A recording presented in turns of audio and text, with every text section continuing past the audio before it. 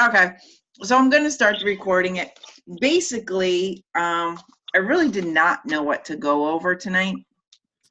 So one of the things I know, like Vanessa was going over, was like different books to read.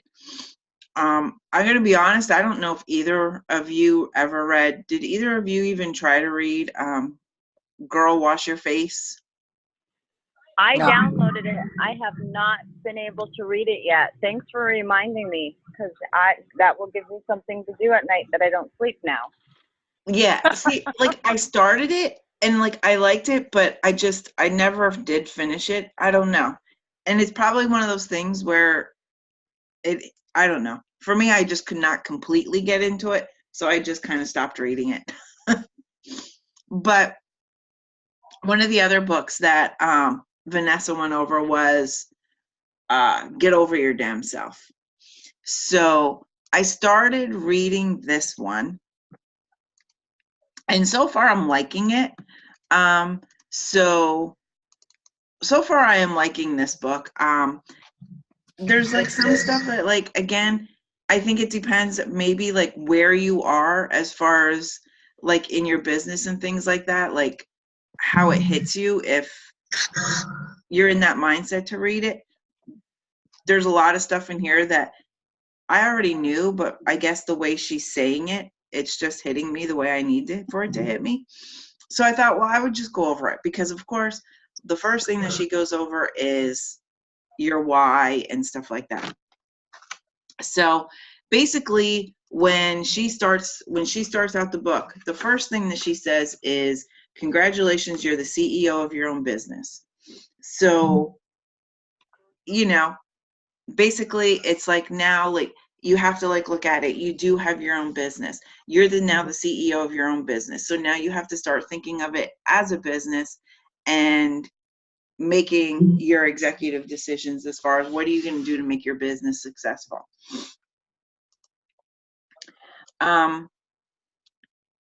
She really goes over to is you're going to run into your 3 buckets of people. Like whoever you come across when you make your big infinite list of like people that you want to contact and things like that. Everyone you contact is going to fall into one of the 3 buckets that you're going to come across. Your first bucket's going to be your customers. Obviously, your people who are going to buy the products, host your parties and things like that. Those are going to be all your customers. And of course, we love all them too. You're going to have some people who are going to become your team members, are going to help your team grow, and you're going to, help them build a business, so that they can build up their customer base. And then your third group of people is going to be probably a lot of your people who say no. So you got to kind of like look at it. Like, I know everybody looks at no. Well, a lot of people look at no as being a negative thing. No's not necessarily a negative thing, because just because they don't want to host a party, join your team or whatever, it doesn't mean that they're still not going to be beneficial to your party, to your business, because they could be the people who will refer you. So your third bucket of people is going to be your referrals. So even though people are saying no, don't forget to ask them for like referrals. Like, hey, if you know anybody who would be interested in Pampered Chef, be interested in hosting a party, make sure you kind of throw them my way, share their name with me or whatever. You can even offer them like some kind of incentive. Like, if you refer someone to me who hosts a party, I'll give you a discount at their party or something like that too. If you want to do some kind of a referral for, some kind of incentive to even get referrals from those no's. So you got to kind of look at it like those no's can still potentially lead to more business in your, in your company. The other thing that she goes over is there are 4 reasons why people will fail in this business.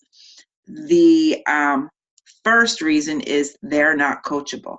So right away she says, if someone is not seeing success, it's almost because they're not following the system. And it's either because they just don't trust it, or they think they are better than what you're telling them as their team leader or whatever, that they think that they know it better. They think they know a faster, better way to do what you're trying to do. And we're trying to coach them, again, like I even tell people who join my team, listen to Vanessa. There are times where Vanessa has told me stuff and I'm just like, yeah, whatever.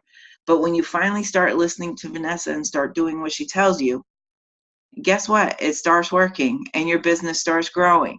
So, what you want to do is you want to commit yourself and you want to make a commitment to yourself and to your business that you're going to be 100% coachable. You're going to take the lessons that, your team leader and your upline are trying to tell you what to do. And basically they're saying, if you're not coachable, you're not talking to enough people. Like if you are not willing to be coachable, you will not talk to enough people, and not being coachable, your business is not going to grow either. So just, I guess if you want to say, lesson number 1 is commit to being 100% coachable so that your business can grow. The second one is they do not treat it like a business. And I hear this every time we go to training, like anytime we do retreats or whatever, they will say, if you treat your business like a hobby, it will pay you like a hobby. Hobbies don't pay you. You pay out to have your hobby. But if you treat it like a real business, it can pay you like a real business. I feel like I did come into this with the whole business mentality. I didn't do direct sales personally, but I've done similar to direct sales. So I knew what a lot of it was about. I just needed to be willing to do the work that I knew I needed to do.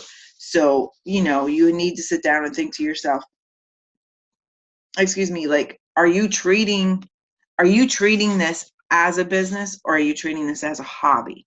Because if you're treating it as a hobby, you're going to end up putting out money and you're not going to make money. If you treat it as a business, you'll start making money. So what you need to realize is we're in direct sales. You're going to need to talk to people. You're going to, it's a fact of life. So you need to remember that every time your mouth is closed, your business is closed. And you need to realize, do you want your business to be open, or do you want your business to be closed? So, you need to think about it. Treating it like a business, you need to realize too, you need to be comfortable in being uncomfortable.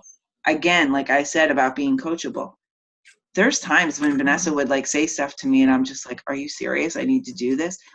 I knew in the back of my head I needed to do it. I just needed to, again, get comfortable being uncomfortable. There were people, I don't know why, I was intimidated to like ask them to have a party. I don't know why. But when I did, they're like, oh, sure, I'll have a party. I'm like, okay, that was easy. So, make sure you're getting out of your comfort zone. Treat it like a business. And again, remember, every time your mouth is closed, your business is closed. You want your business to be open so that you can start making money. The third reason people, and this kind of goes into the next one, is that they fail is they are not willing to be uncomfortable. Like, make sure you are uncomfortable. You are comfortable in being uncomfortable. They will, though, and this is something that I did too. Like, a lot of people who join the business will hide behind getting ready for the business because it's safer. Like, I'll be the first person to tell you, boy, there were times I spent so much time, oh, I got to get my office ready. Oh, I got to do this. Oh, I got to do this. You're so consumed in being prepared because you're thinking you're doing that. So what you need to do is you need to say, okay, I need to do this scared. I just need to do this. I'm not comfortable with the way things are right now, but I'm going to do it anyway. So,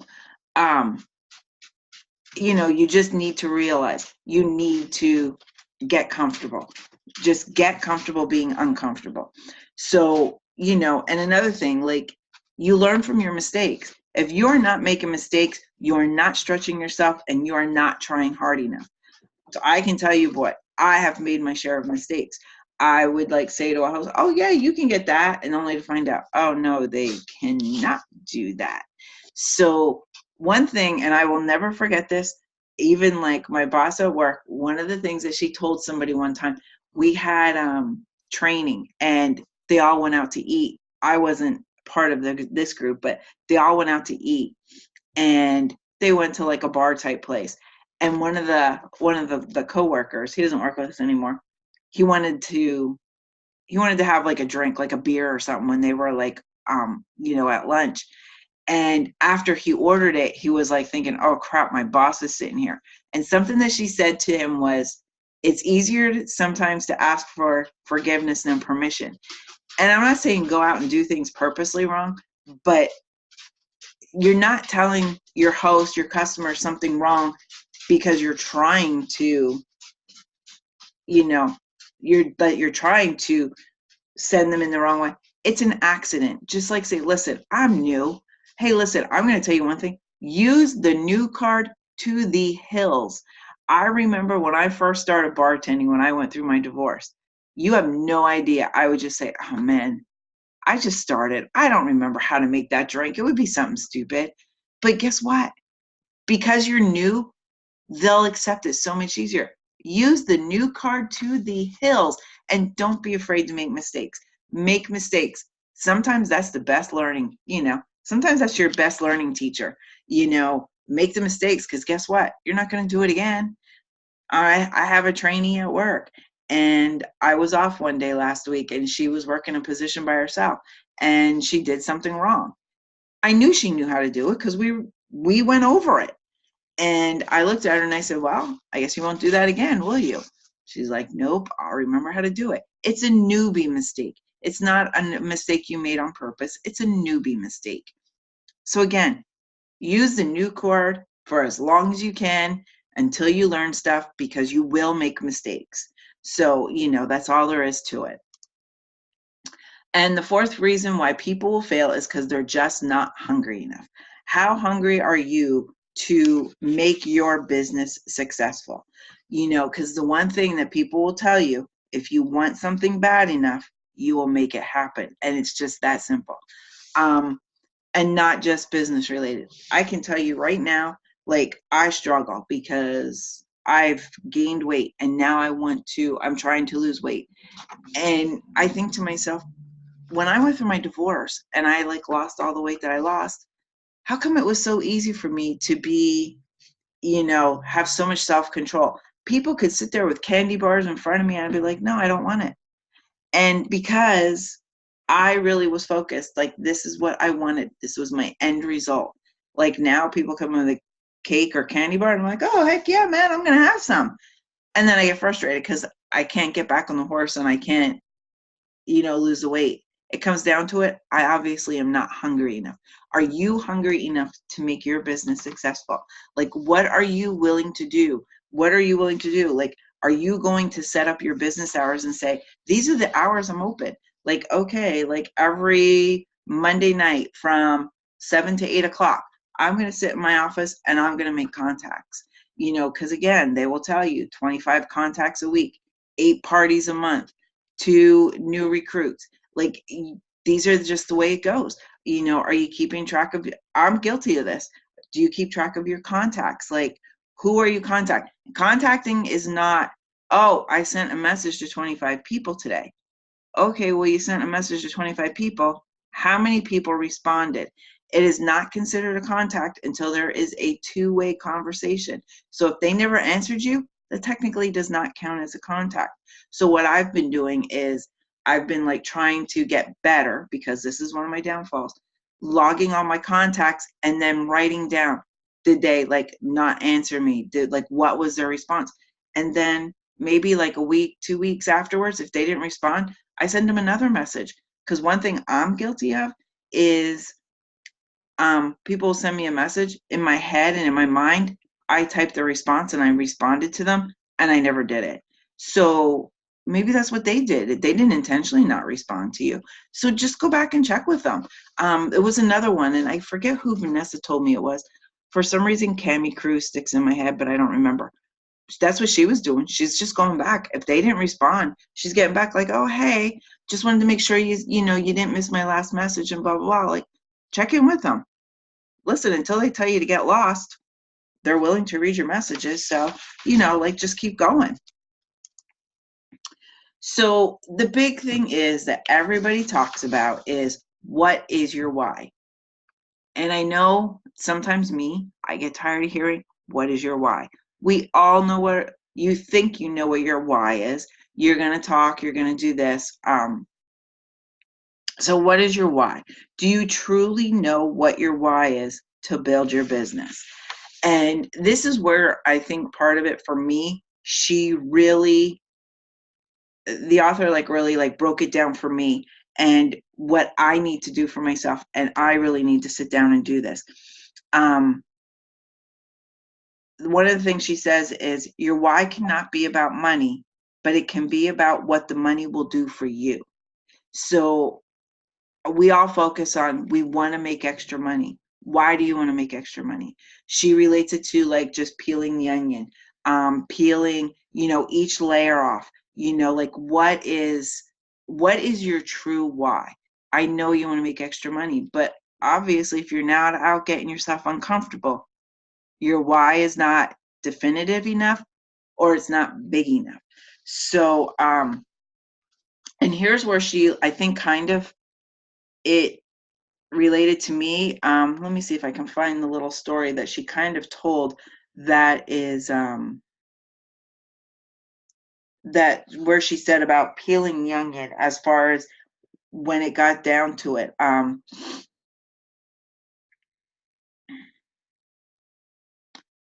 For example, like she said, she had one person and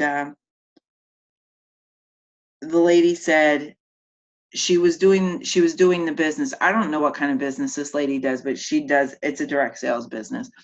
And she said to the lady, why were you doing it? And she said she wanted to pay for her kids' college. Yet there was no fire in her eyes when she said it, just a soft voice coming out. She goes, so I challenged her. You started your business a year ago and are still not showing up. She goes, could it be that your reason is not big enough? The lady said, well, of course it is. It's for my children. She goes, you think it should be, but it's not. So even though you think your why is big enough, is it truly big enough to make you get out and be uncomfortable and do what you got to do? So then she, this lady like went on and she said as she was like talking about it, the lady's voice got stronger, her shoulders got up, and she said, how did she say it was? She said what she really wanted was to have something of her very own outside of mom and wife and to prove to herself that she could accomplish big things. That was her aha moment. That's where she like realized, and she looked at this person and she said to this person, that is your real why.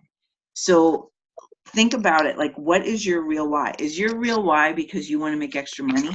But why do you want to make this extra money? If you do not make this extra money, how is it going to affect your family? What is it going to do? Because us as women, we're programmed to do everything for others.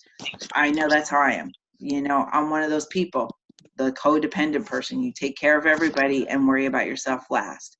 So, think about it, because what you need is a bulletproof why to get you through the tough times. And that has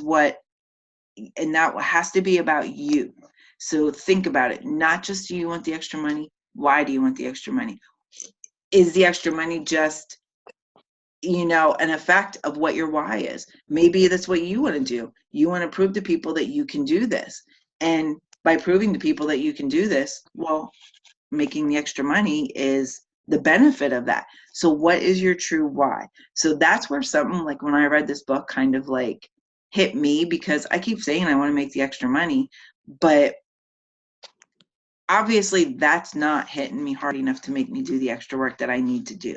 I know I need to do more. I know that I need, to work more and more consistent and stuff like that. So I truly need to sit down and be like, okay, what is my why? Why do I truly want to do this? Obviously saying I want the extra money is not what's getting me going. I do the work, but I don't always do the work consistently. I'll be honest, or I wouldn't be where I am. I'd be closer to where Vanessa is. So, you need to like think about what is your true why? Like, think about it. Peel back that onion and think about what is your true why? Why do you want this business? And why do you want to What's going to make you get up every morning and be like, I'm going to work on my business today? So that's like what we're, kind of, I think that's what it is. So, like, and of course, when you figure out what your why is, you're going to set up like all of your, your goals. So, but here, real quick, I'm like going through like things that I have highlighted that I wanted to go over. And I know I'll probably forget things and backtrack. But talking about your why, this is one of the things that she says is, she said, I think one of the biggest reasons people can't find their real why, the one that will make them get uncomfortable, stretch and grow and consistently show up, is because they don't dig deep enough. Again, it's like peeling your onion. What is it that's going to make you get out of bed?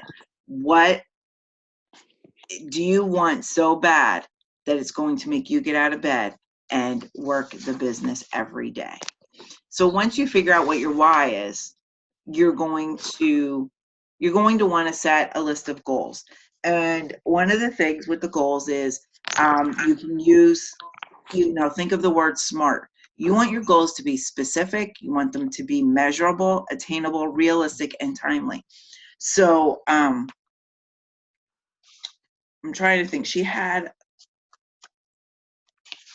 Listen, I thought I had everything highlighted that I was going to go over. Now I'm trying to find the thing. Okay. So what she said is, you want your goals to be specific. Basically, who, what, where, why, and how. What do you want? How do you want to attain it? When do you want to attain it? And why are you going to attain it? Again, there's your why. Okay. You want it to be, so what do you want to accomplish? When do you want to accomplish it? And then why do you want to accomplish it? And then after you figure that, you're going to figure out how you're going to accomplish it.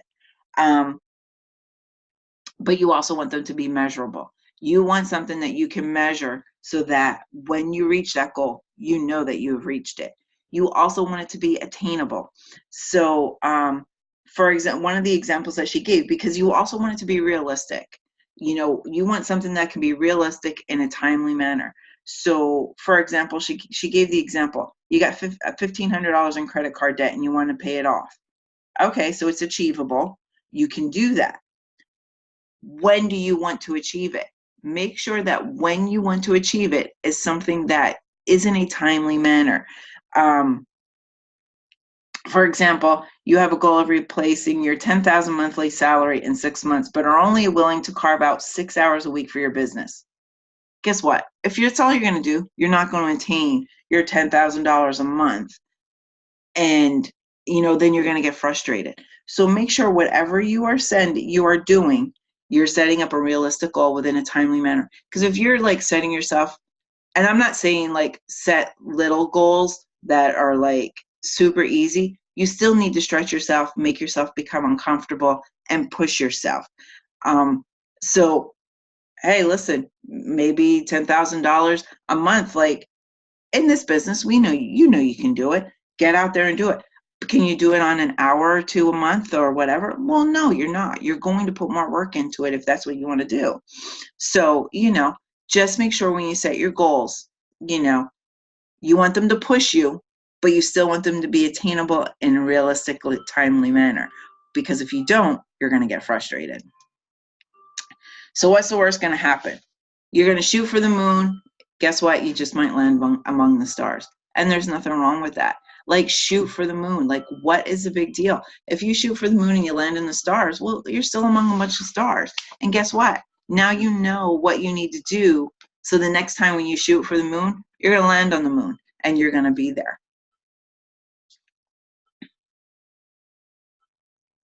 Oh, I didn't realize I was talking this long. Okay. So just remember, I'm almost finished anyway, I think. A goal without a deadline is just a dream. So when you're setting your goal, make sure you set a deadline. Again, make your goals attainable and in a timely manner, and set your timeline as far as like when you want to achieve it. So the other thing too is, if you talk about it, it's a dream. If you envision it's possible, if you schedule it's real.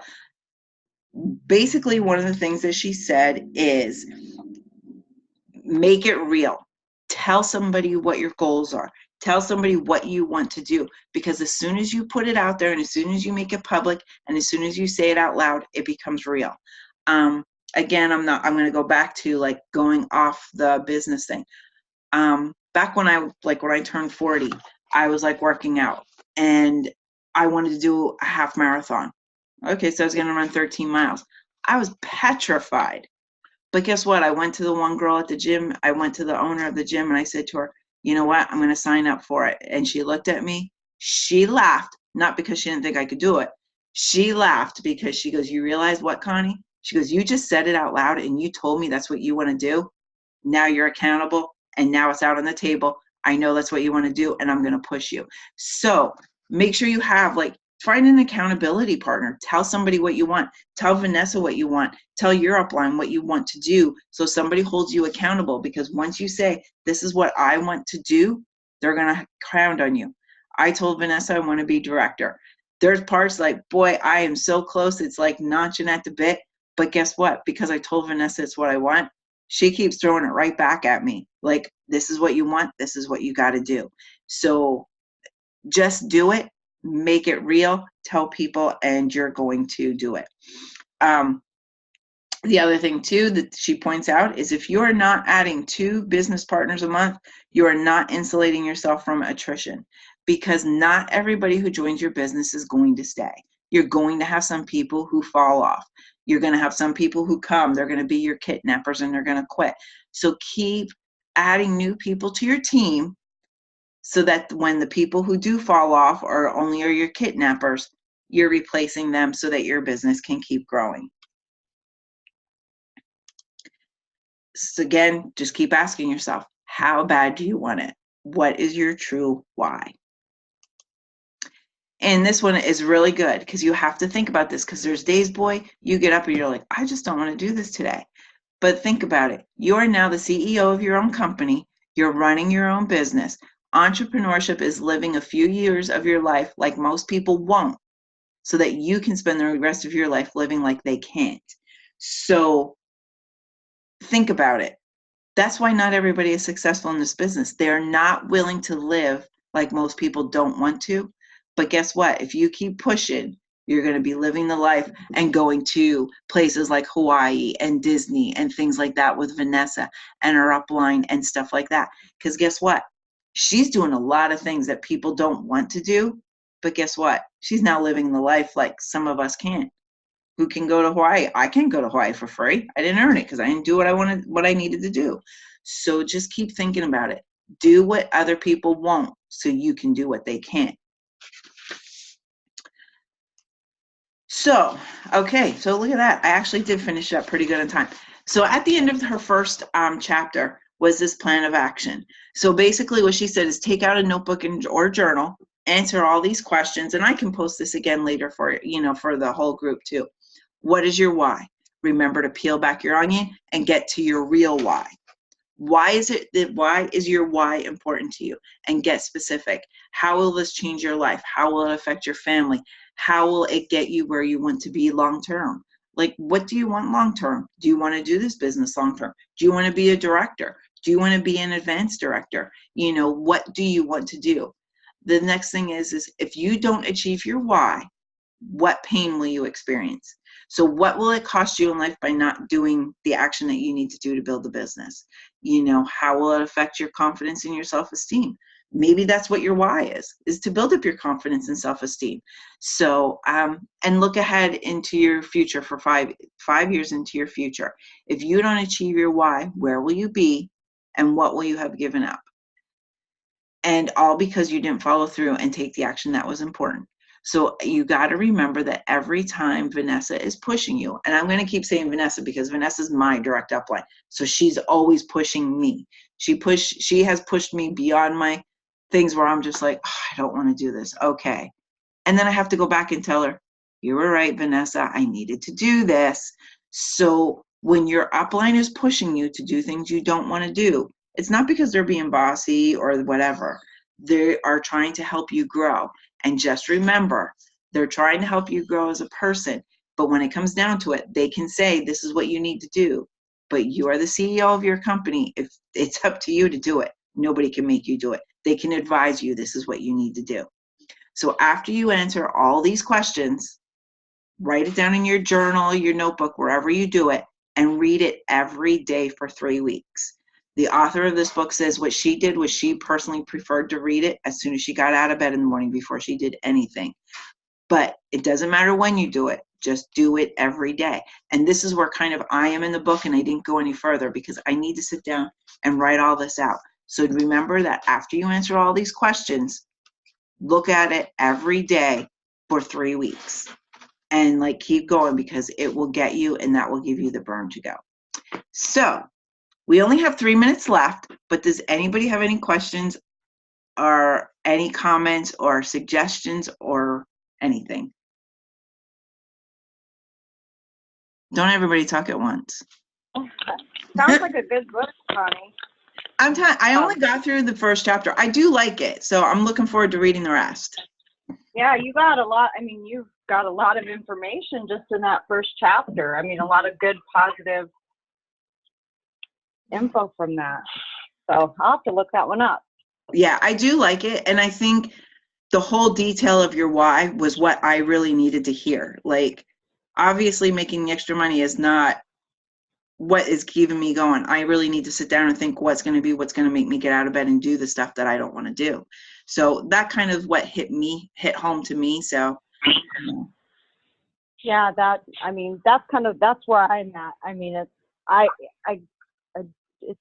that's what I tell people. I don't pay attention to the dollars. I pay attention to the numbers, because it's it's really great having extra money, but it's like, that's not my purpose. I personally use Pampered Chef to try to get me out of my shell. Once I'm comfortable around people, I'm myself, but it's, I'll have a full-blown anxiety attack over contacting somebody or trying to talk to somebody. So that's part of my why, but I'd have to dig deeper to see what my bigger why is. Right. Connie, what was the name of the book?